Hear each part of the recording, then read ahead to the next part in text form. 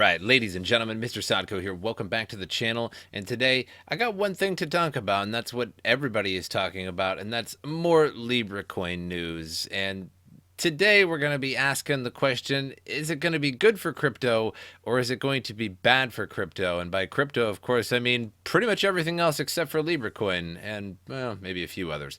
However, we do know that likely it's going to be probably taking your data. It's going to be ran by a ton of corporations that paid $10 million each to run a node, and that they're going to make interest off of this. And it's sort of going to make an ecosystem of corporations where you're going to be able to buy Libra coin on various exchanges, which could be a good thing, and then spend that Libra coin, whether it be on Facebook itself or various other corporations and retailers, etc.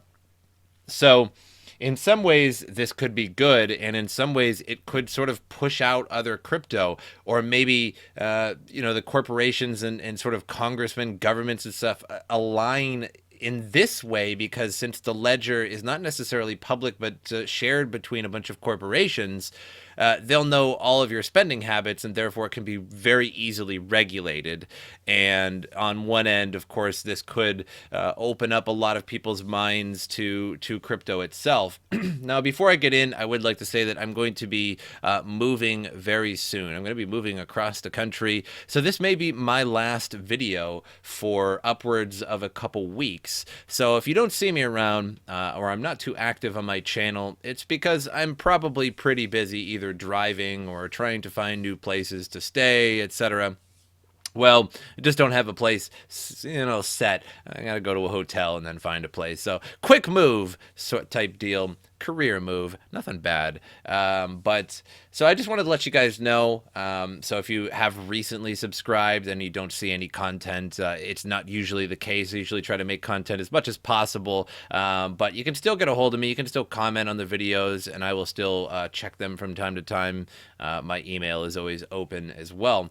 But Facebook's Libra coin primarily be used to buy Bitcoin, says Fundstrat. Well, that's quite positive indeed. So everyone has commented on Libra since Zuckerberg et al. Released the details earlier this week. Crypto markets did not even blip, but there could be wider implications as the world's largest social media network attempts to take on the planet's biggest banks. So this kind of is an attack on the banks at the same time. So again, something that's sort of good for crypto and something that's sort of bad for crypto. This completely decentralized or centralized ledger that basically a bunch of corporations are going to know. And I think governments are going to kind of like that on one end, banks not so much. And on the other end, maybe governments won't like that. But at the very least, they will be able to know everything that you're doing with it, and that the other corporations, and therefore could be very easily regulated. It's not as scary to them as Bitcoin. So Facebook has in excess of 2 billion users, so it stands to reason that a digital payment system on the platform will increase awareness of cryptocurrencies for millions that previously considered them deep in the realms of geekdom. I wouldn't say geekdom, but I think there is a fundamental misunderstanding of cryptocurrency. And it's, some people are like, no, I don't want to go to jail for using cryptocurrency. And like on that end of the spectrum, to the other people that are like, no, I don't want to lose all my money because they don't know exactly how it works, or they just don't feel like it, or it's just not something interesting in their lives that catches them, that they want to entertain themselves with, that they want to educate themselves on. So I wouldn't say geekdom, but possibly. When people realize that they can send payments instantly and for virtually no cost, bypassing banks and expensive foreign exchange intermediaries, the light may suddenly go on. Bitcoin and other crypto assets can do exactly that, but without the big blue overseer prying on who, why, where, and when the funds are going. Another thing that's interesting about crypto too, that I think there's an incredible fundamental misunderstanding from a lot of people that aren't into it. I think anybody that watches this this show, or anybody that trades or has ever bought it, already knows this. But I remember making a video on Coinstar when they started selling Bitcoin. I actually still plan on at some point to make a video of me buying Bitcoin with my spare change and just seeing what the fees are. And I don't know, it'll be entertaining. Let's do it sometime. But one person commented one time, and they were dead serious. They said,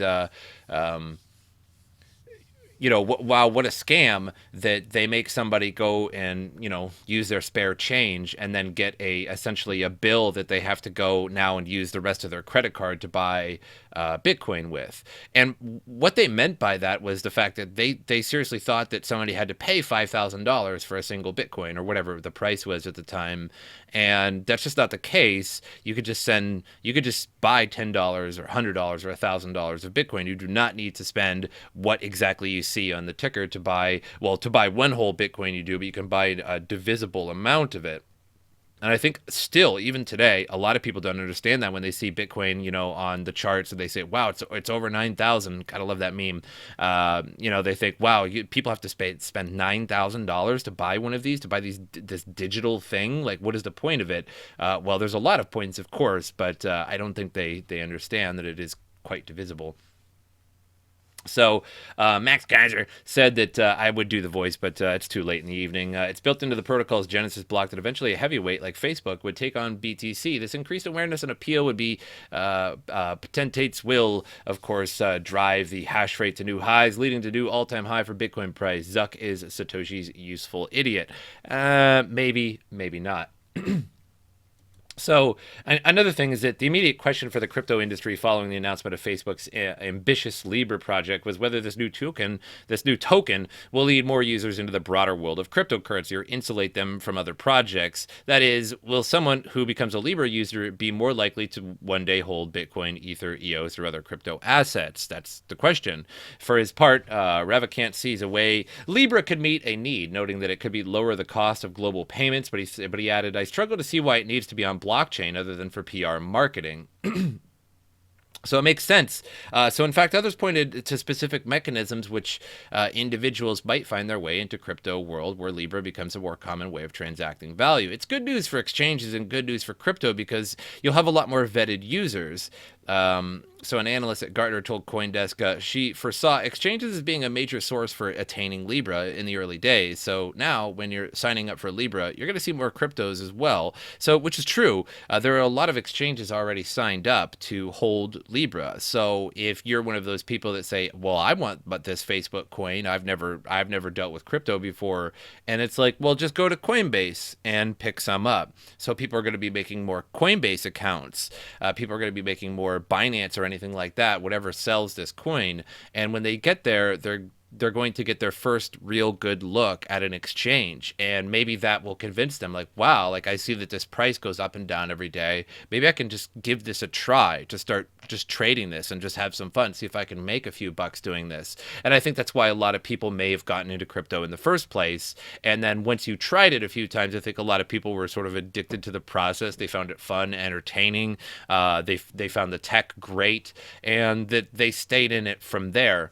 So in a lot of ways, Facebook coin could hurt crypto by essentially making governments around the world realize, okay, well, we can't track these other cryptos, but we could track Facebook coin. Like we get a lot of data from Facebook coin. In fact, we get more data than we get with just MasterCard and Visa alone. We got this incredible amount of exchange data. We got this incredible amount of marketing data with this coin, and we're going to regulate this. We're going to accept this. But you know what we need to do is start pushing out Bitcoin. We need to start pushing anti-regulation against Bitcoin and things like that, which I don't suppose makes much sense, but might start trying to ban it, might start trying to tax it more, just make it generally harder for people.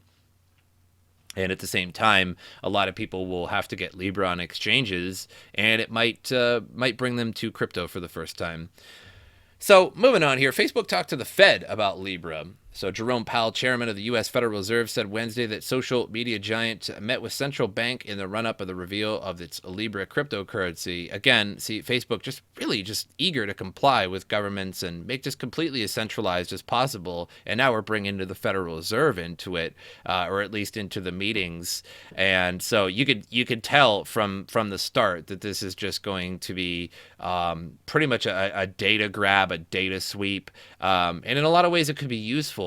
but at the same time, it is completely and utterly centralized.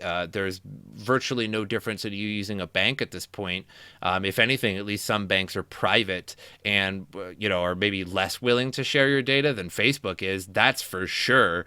So, God, I hate to defend the banks. Right now, we're like actually literally defending the banks. So, speaking during a press conference that followed a 2-day Fed policy meeting, Powell was asked if the Fed had any concerns about Libra affecting the central bank's ability to conduct monetary policy.